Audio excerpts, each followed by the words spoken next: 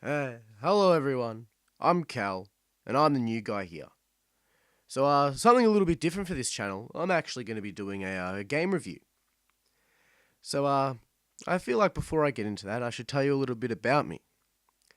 If it's not already super obvious, I'm from Australia. Yeah, I know. Bit of multiculturalism in here.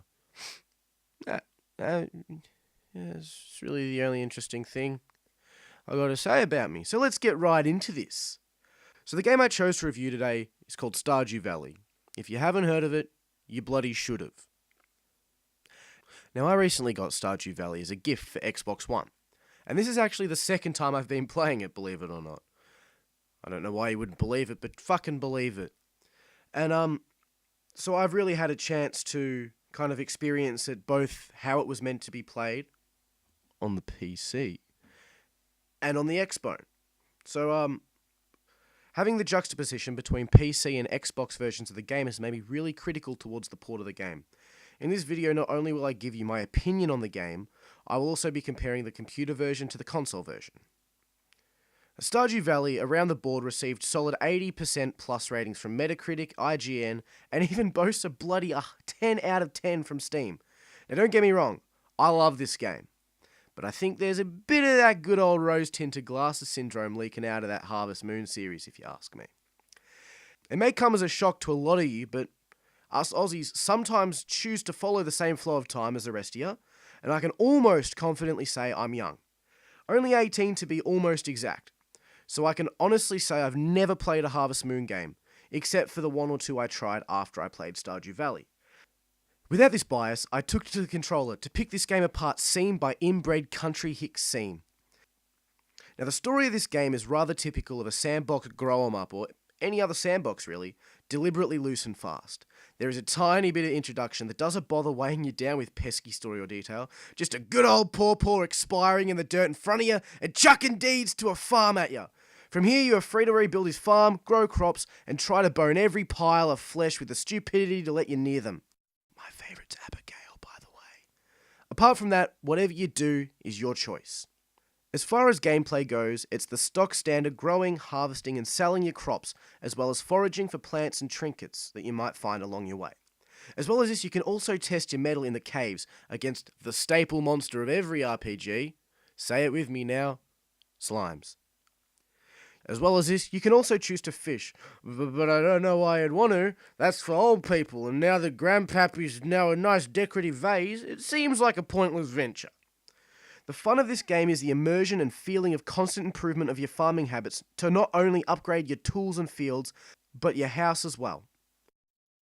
Another big thing about this game is the art style. The deliberately retro graphics are masterfully done, and for the simplicity... Shit me dad and call me Susan. The retro graphics are masterfully done, and for the simplicity of the design, are clear and easy on the eye. Time and time again during the game, I found myself in awe of the beauty that the game puts in front of you, not only with its visuals, but its lighting engine. If it's a lighting engine, I don't know. I didn't make a game ever. Even down to the character design. It's all absolutely beautiful, and you can tell a lot of care and effort went into the art of this game. And this, in a clunky and altogether poor segue, brings me to my favourite part of this game, the music. The music of this game is absolutely astounding. It's simple and beautifully crafted. I even have the soundtrack on CD. And truth be told, I'm listening to it as I write this script. The soundtrack is just another impeccably executed feature that really helps to immerse you in the world of Stardew Valley. Oh, fucking did it. Overall, really, truth be told, even though I cock-teased you all a little bit at the start with my gripes, I really don't have that many. One glaring thing I think stuck out to me the most was that once you kind of get used to the game, you settle into maybe a habit of how you play, and it really starts to slow down. This game really only gives you what you're willing to put into it. If you just wanted to, the easiest route to get money and sit there and if you only want to do the simplest thing to give you money, so sit in a cycle of farming and selling the produce and then just repeating and repeating, you're not going to have a fun time. The game doesn't force you to have fun, which may sound abstract and stupid, but It really is something that almost needs to be done because left to their own devices, people can be pretty stupid, especially people like me. And I am absolutely guilty of falling into this rut.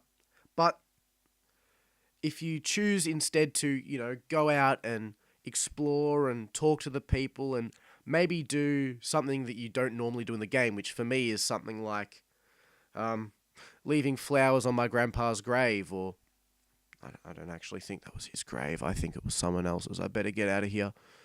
Or even going to explore the caves, which can be amazing to getting some really rare loot or items, which can in turn help you bump up not only your relationship with other people in the village, but it can also help with, just decorating or maybe even crafting something new.